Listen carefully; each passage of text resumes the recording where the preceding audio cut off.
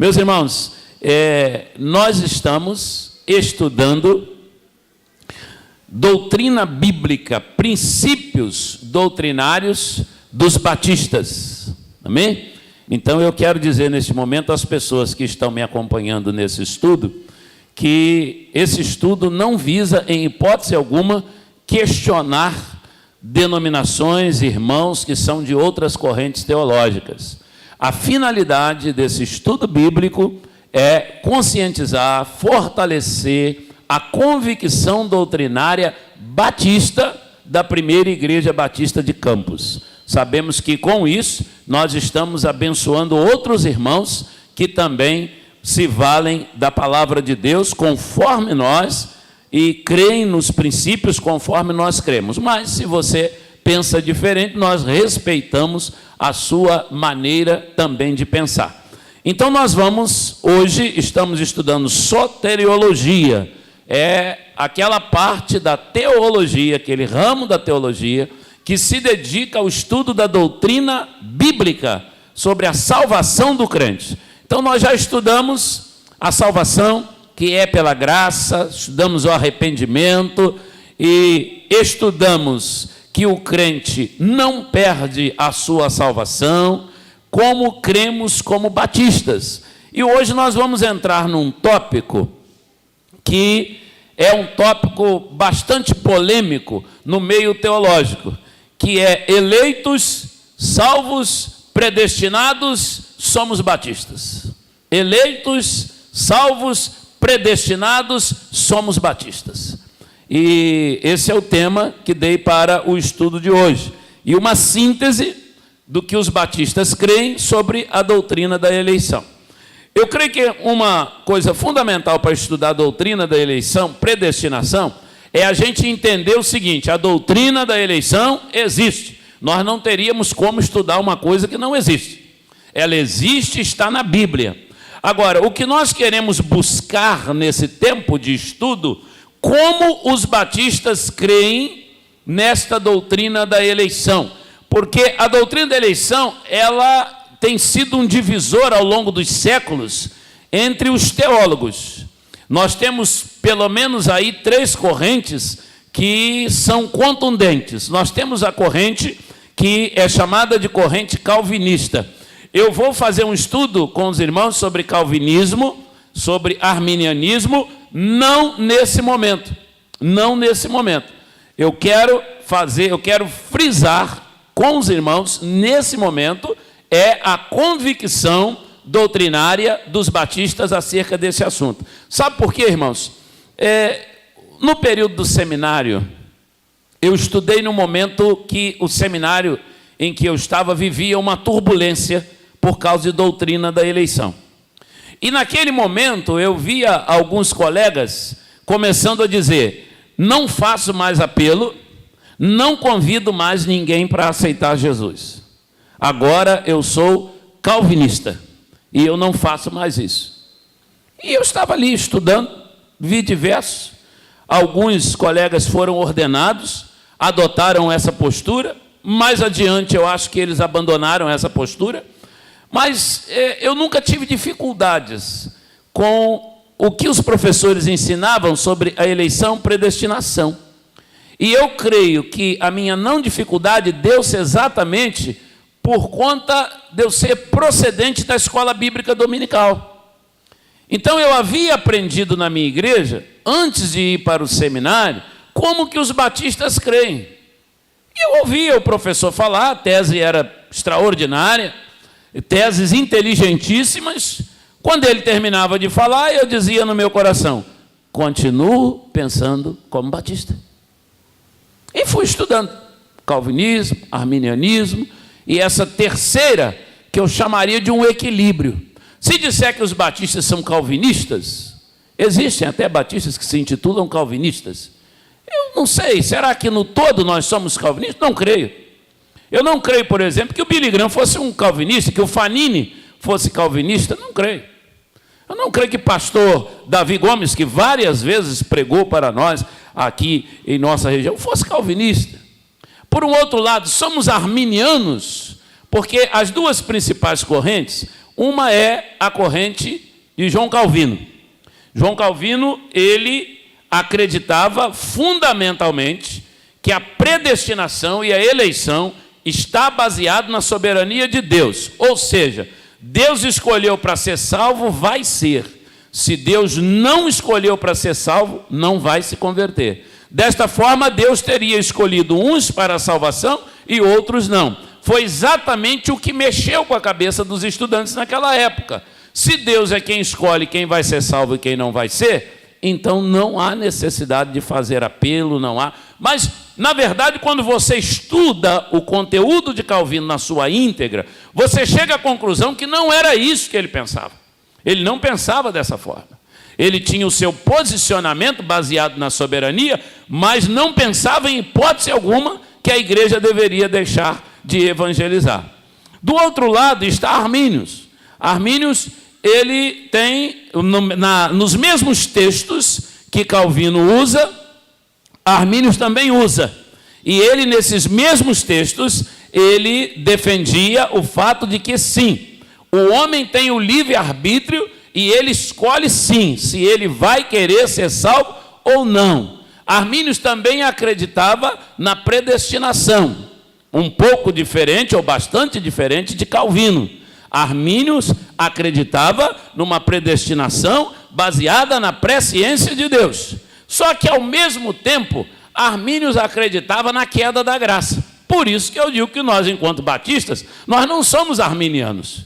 Eu não conheço batista que crê na perda da salvação.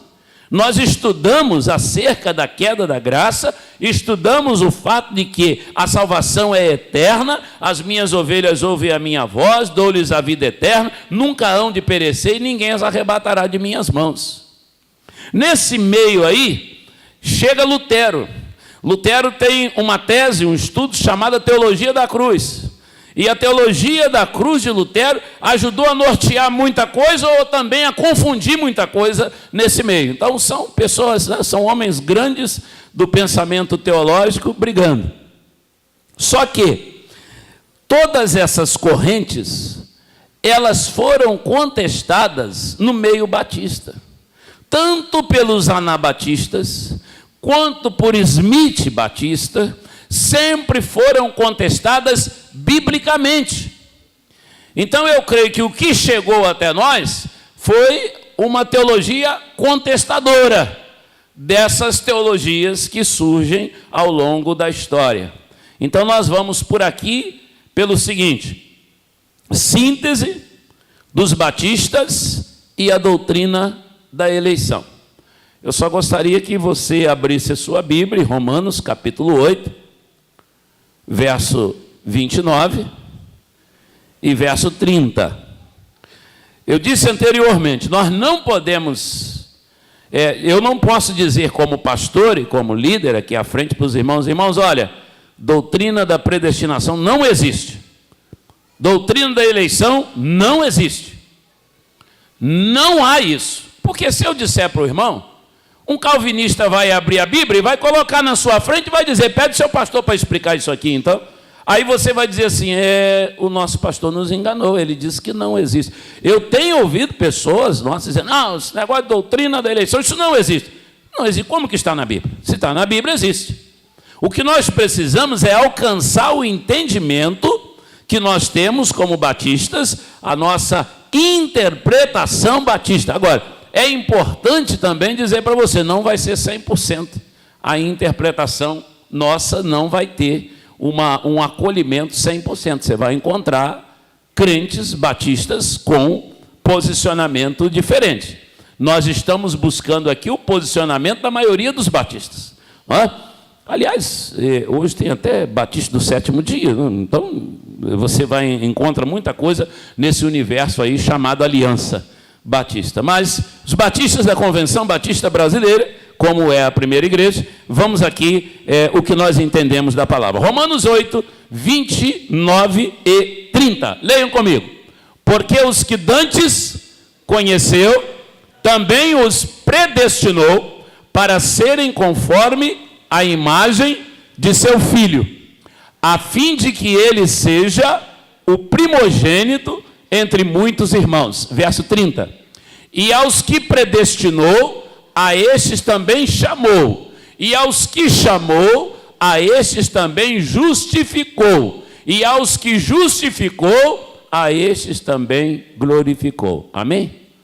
Glória a Deus. Senhor, obrigado pela tua palavra tão rica, tua palavra que nos ensina, nos instrui no caminho do Senhor. Graças te damos por esta manhã, por este encontro, esse momento de estudo da palavra, que o Senhor possa estar norteando o nosso pensamento, em nome de Jesus. Amém. Glória a Deus.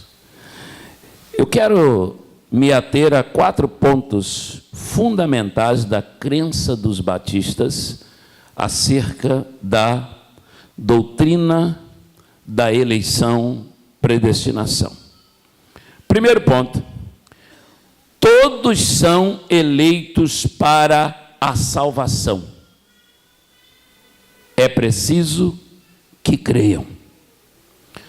Não me recordo bem se Moody ou um outro evangelista de sua época conversava com um moço que dizia não crer na doutrina da eleição. E ele questionava: não pode, de jeito nenhum, Deus não escolhe ninguém, ninguém é escolhido para a salvação. E aí Moody teria dito para ele: todos são escolhidos para a salvação. E ele disse: eu não acredito nisto. E ele disse: eu vou abrir a Bíblia e vou provar para você que Deus te escolheu para a salvação. Você me garante que depois que eu provar para você, você aceita Jesus? Ele disse: de forma nenhuma. Aí o Moody teria dito: ainda bem que Deus não te escolheu, porque ia perder o tempo. Você já disse: de forma nenhuma. Então, entendamos bem o seguinte: todos são eleitos para a salvação. 1 de Pedro, ou 2ª Epístola de Pedro, no capítulo 3, verso 9. 2 de Pedro, capítulo 3, verso 9. Leiam comigo: o Senhor não retarda a sua promessa, ainda que alguns a têm por tardia, mas é longânimo para conosco, não querendo que alguns se percam, senão que Deus quer que quem se arrependa? Todos. Bom, aí nós vamos ter um conflito de pensamento, um leve conflito com o calvinismo. Por quê? Deus quer que todos se arrependam. Irmãos, a gente aprende isso desde a escola bíblica dominical. Jesus ama cada um, cada um, cada um. Jesus ama cada um. Jesus ama todos. Foi isso que o infantil cantou? Ele ama o papai, ama a mamãe, o grande irmão, o pequeno irmão. Jesus ama a cada um. O amor de Deus é um amor universal. Deus exerce o seu amor por todos os homens. Amém? Amém? Esse é o ensinamento da palavra. Quando a gente abre lá em Ezequiel, capítulo 18, Ezequiel, capítulo 18, no verso 23, o profeta leva uma mensagem do Deus de Israel, e ele é o nosso Deus, e o Deus de Israel manda dizer ao povo que ele quer que todo o povo se converta para que viva. Então ele diz assim: desejaria eu de qualquer maneira a morte do ímpio? Uma interrogação. Diz o Senhor Deus: não desejo, antes que se convertam dos seus caminhos e viva. Esse é o desejo do Senhor. O que Deus quer para todos os ímpios, irmãos? Que eles façam o quê? Se convertam dos seus maus caminhos e vivam. Então esse é o nosso Deus. Então esse ponto para nós é fundamental para o nosso entendimento como crente batista. Todos são eleitos para a salvação. Deus quer a todos. Quando Paulo escreve aos Romanos, capítulo 2, verso 11, Paulo diz que Deus não faz acepção de pessoas. Então Deus escolhe a todos indistintamente, não faz acepção do Espírito, para a obediência e aspersão do sangue de Jesus Cristo.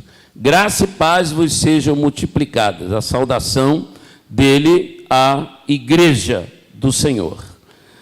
Então, Pedro acredita, escreve, Pedro afirma que os crentes são eleitos segundo a presciência de Deus Pai. Guarde isso. Deus salva os eleitos pela sua majestosa presciência. É aí que vai fazer a grande diferença a sua crença de que a eleição é pela presciência e a crença do calvinista de que a eleição é pela soberania. Que Deus é soberano, ele é em todo tempo. Em todo tempo. Mas que Deus tenha usado a sua soberania para mandar alguém ir para as trevas, já não é fácil da gente absorver isso. Essa ideia, esse pensamento. Então vamos lá. Para terminar, o quarto. O livre-arbítrio nos leva a responder sim ou não à pregação do Evangelho. E ninguém, nem Jesus em pessoa, convenceu o homem que não quis receber o Evangelho. Os irmãos devem se recordar o texto de Mateus 23, verso 37, quando Jesus chora, Mateus 23, 37, coloca aí para a gente. Jesus chora, Jesus lamenta sobre a cidade de Jerusalém. Leiam comigo. Jerusalém, Jerusalém, que mata os profetas, que apedrejas os que te são enviados. Quantas vezes eu quis ajuntar os teus filhos, como a galinha junta os seus pintos debaixo das asas, e tu...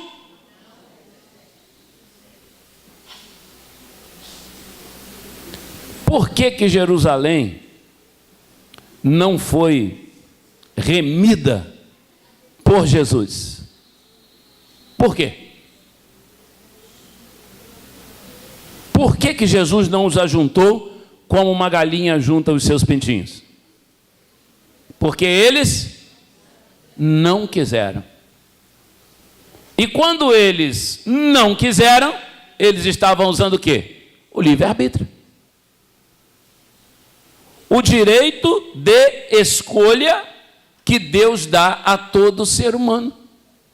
Você vai escolher o que você quer. Ora, Hebreus, capítulo 4, verso 7, leia aí, o escritor diz: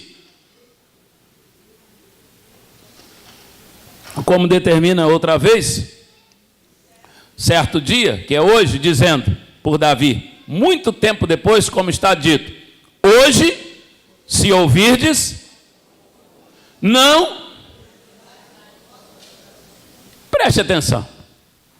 A Bíblia está dizendo que o homem pode endurecer o seu coração. Então, ele está fazendo uma escolha. Amém? Ele está fazendo uma escolha. Não endureça o seu coração. Coração duro, ele está escolhendo. Ele está dizendo não ao Evangelho. Ele está dizendo não à palavra. Hebreus, capítulo 13, verso 15. Enquanto se diz, é outro texto, se hoje ouvirdes a sua voz, não endureçais os vossos corações como na provocação. E isso vem desde o Velho Testamento, segundo Crônicas, capítulo 30. Você encontra o povo de Israel, abre a Bíblia aí, segundo Crônicas, capítulo 30. Você encontra o povo de Israel endurecido contra o Senhor. Segundo Crônicas 30, bota o verso 8. Bota o verso 8. Leiam comigo. Não endureçais agora vossa cerviz como vossos pais. Dai a mão ao Senhor e vinde ao seu santuário, que ele santificou para sempre. E servi ao Senhor vosso Deus, para que o ardor da sua ira se desvie de vós. Olha o conselho: não endureçais agora a vossa cerviz. É o homem usando o seu livre arbítrio. É o homem escolhendo. Então ninguém vai para o inferno porque Deus deu-lhe um pontapé e empurrou para o inferno, de forma alguma. Vai para o inferno quem escolhe ir para o inferno. Pessoas que estão escolhendo. Agora, se não me engano, segundo aos Coríntios 4:4, ou 1 aos Coríntios 4:4, o apóstolo São Paulo, ele diz assim: nos quais o Deus desse século cegou o entendimento dos incrédulos, para que não lhes resplandeça a luz do Evangelho de Cristo, qual é a imagem de Deus. Olha, se nós sabemos que as pessoas estão cegas, a gente precisa começar a orar para que caiam as escamas de cegueira dos olhos. Para que caiam. Porque, se você, entenda bem, nos quais o Deus desse século cegou o entendimento dos incrédulos. Quem é o Deus desse século? O mundo jaz no maligno. Então, se está sem Cristo, está debaixo do domínio do maligno. O diabo domina tudo lá de fora. E ele vai fazer de tudo para que a pessoa não venha ao conhecimento do Evangelho. Aí a gente tem que atuar com esse tato espiritual, com esse amor de Jesus, com esse carinho pela alma que está ali, perdida. Porque o diabo está trabalhando para que ele não entenda o Evangelho, para levá-lo a fazer uma escolha errada. Enganar a pessoa na hora da escolha. Ela vai fazer uma escolha e a escolha que ela vai fazer não vai dar certo e depois ela vai para a perdição. Então, a palavra do Senhor nos instrui em Romanos capítulo 14, no verso 12. O apóstolo São Paulo é contundente novamente. Assim, ou de maneira que cada um de nós dará o quê? Isso. Tem gente querendo dar conta dos outros que não está dando conta de si. Cada um de nós dará conta de si a Deus. Você vai dar conta da sua vida, não é da minha, não é? Nem da do vizinho, não. É que a minha vizinha ali faz isso. Não tem aquele negócio da vizinha, não? Olha lá, mulher todo dia bota lençol no varal, lençol amarelado, parece que não sabe lavar roupa. Olha as fronhas amareladas, não sabe lavar roupa. Falava para todo mundo que ia na casa dela. Até que um dia foi uma vizinha que morava do outro lado, olhou e falou para ela assim: minha vizinha, deixa eu te falar uma coisa. Eu moro do outro lado da rua, você sabe disso. Quando eu olho da minha casa, os lençóis dela não estão amarelos. As fronhas não estão amarelas. Só que lá em casa eu estou lavando a vidraça. Você tem lavado a vidraça da sua casa? Então tem gente com a vidraça suja que está querendo lavar a vida do outro. Não é desse jeito? É assim. De maneira que cada um dará conta. Isso é sério, irmão. Isso é sério. Você vai dar conta do que você fala, você vai dar conta do que você faz, você vai dar conta do que você come. Você vai dar conta. Cada um dará conta de si mesmo a Deus. Como é que eu vou dizer que não existe livre-arbítrio? Seria injusto da parte do nosso Deus cobrar de uma pessoa que não teve o direito de escolher. Eu tenho o direito de escolher. Você tem o direito de escolher. E a gente vai responder pelas escolhas. O incrédulo, aquele que está fora do Evangelho, ele está usando o direito dele de escolher. Ele não vai chegar lá e dizer: agora aqui, estou condenado, Deus é culpado que eu estou condenado. Não, Deus não é culpado, não. De jeito nenhum. Deus nos amou tanto, tanto, tanto, que Ele deu o seu Filho unigênito, para que todo aquele que nele crê não pereça, mas tenha a vida eterna. Deus te abençoe em nome de Jesus. Amém? Então, guarde suas anotações. Nós voltaremos, se Deus quiser, no próximo domingo, pela manhã, continuando soteriologia, estudo bíblico acerca da doutrina da salvação. Nós já terminamos lá. E aí, o que eu quero repetir para os irmãos é o seguinte: eu quero fazer uma análise dos pontos principais do calvinismo, do arminianismo e da teologia da cruz. Só que antes de fazer essa análise, eu gostaria que você revisasse as suas anotações da mensagem de hoje. E, se possível, vá lá, apanhe o vídeo de hoje e reveja a mensagem de hoje, para depois sim nós entrarmos nos outros pontos, tá? Exatamente para você não criar uma confusão na cabeça. O que eu disse para você hoje é o que é ser batista. Aí você tem que saber se quer ser batista ou não quer ser batista. Ó, então, irmãos que creem diferente, estão indo para o céu, meu amado, com a graça do Senhor.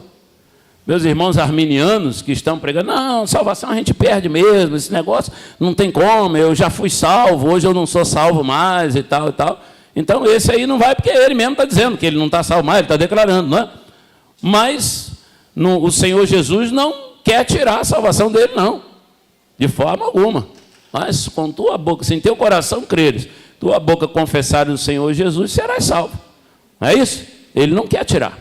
Ele não quer que nenhum dos homens se perca. Então, que Deus possa nos abençoar, nos fazer compreender cada vez melhor a sua palavra e até o culto de doutrina para nós continuarmos ainda neste assunto. E depois nós vamos depois da eleição, nós vamos para a justificação, né, e santificação. Senhor Deus, nós queremos te agradecer por esta manhã de culto, manhã de adoração, e nós vamos estar, Senhor, buscando mais da tua palavra, do entendimento. Nós vamos buscar mais compreendermos o quanto nós precisamos nos preparar para darmos conta de tudo aquilo que nós fizermos aqui na terra, porque nós temos livre-arbítrio, nós temos o direito de escolhas. São nossas escolhas que nortearão a nossa caminhada na vida eterna e a vida após a morte. Quando nós entrarmos na eternidade, sabemos que o Senhor recompensará cada um de nós o que tivermos feito por meio do corpo, assim a tua palavra nos diz. E a nossa grande expectativa é recebermos em Cristo Jesus a coroa, o galardão que nos está preparado, a qual o Senhor, justo juiz, preparou não somente para mim, como disse o apóstolo São Paulo, mas a tantos quanto amarem a sua vinda. Em nome de Jesus nós oramos. Amém e amém.